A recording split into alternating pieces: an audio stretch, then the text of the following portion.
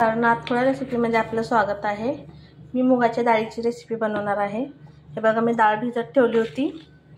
आता मी याला मिक्सरमधून हे करून घेणार आहे। त्यात मी लसूण घातलाय, हे बघा जिरे घातले, चवीपुरतं मीठ घ्यायचं।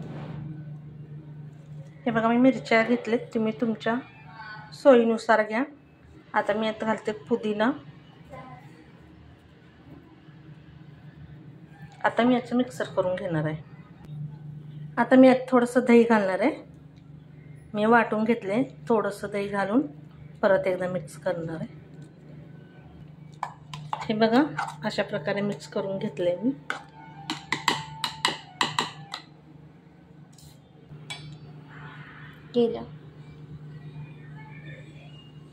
हे बघा, हे मी वाटलेलं मुगाची डाळ, मिरची, लसूण, जिरे आणि पुदिना आता मी याच्यात ॲड करत आहे।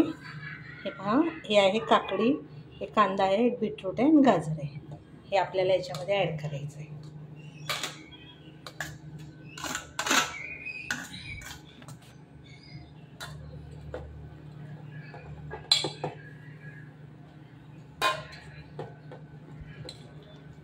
हे बघा, खूप हेल्दी आणि टेस्टी, सकाळी आपल्याला हलकं फुलकं आणि मुलांसाठी स्नॅक्स म्हणून पण आपण देऊ शकतो टिफिनला। याच्यामुळे कसं मुलांना सगळं खाल्लं जातं, गाजर, काकडी, आणि पौष्टिक आहे आपल्याला।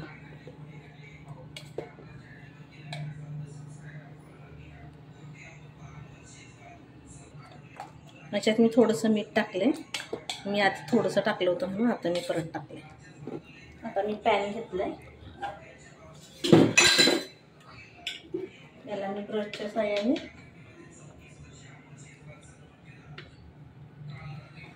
तेल लावून घेते।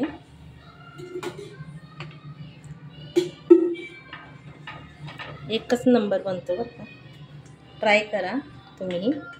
आपल्याला पोहे, उपीट, पास्ता रोज रोज हे खाऊन कंटाळा आला असेल तर कधीतरी असंही करून खायचं, जरा वेट लॉस।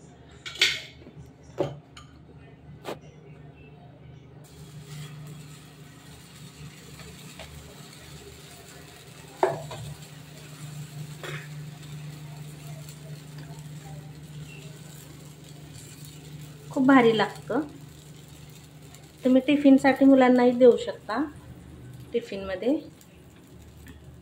आणि आपणही असं 4 वाजता वगैरे भूक लागली तर असं करून खाल्लो की भूक नाही जास्त लागत संध्याकाळची।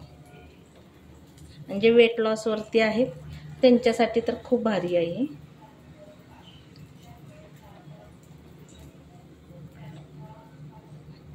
बीटरूट आणि काकडी, गाजर हे आपल्या रोजच्या आहारामध्ये आपल्याला पाहिजे, आपण खाऊ शकतो, पण मुलं नाही खात आपली।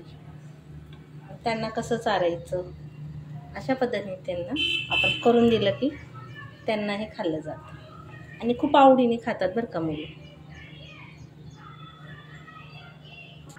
हे बघा, मी याच्यावरती तीळ घालत आहे।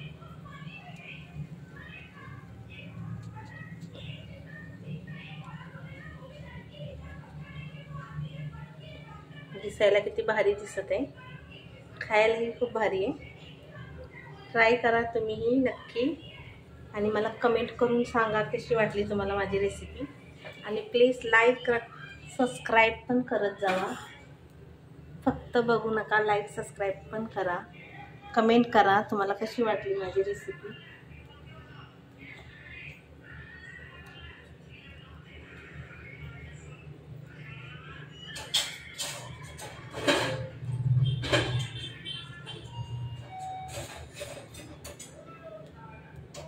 एका साईडून भाजून घ्यायचंय आपल्याला, एका साईडून भाजत झालं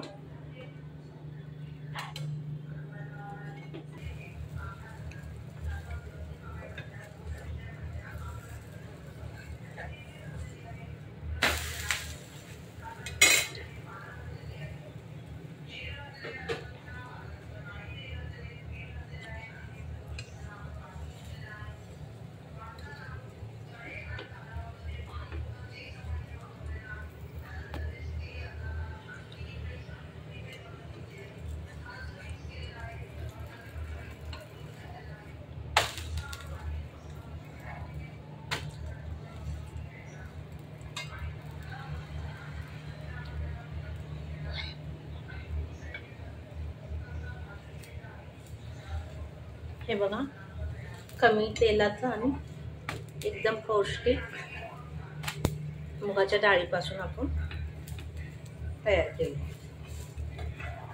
खायला तर खूप टेस्टी आहे. याच्यापुढे तुम्ही पोहे उपीट हे काहीच करणार नाही, रोजच करून खाणार, इतकं भारी लागतं.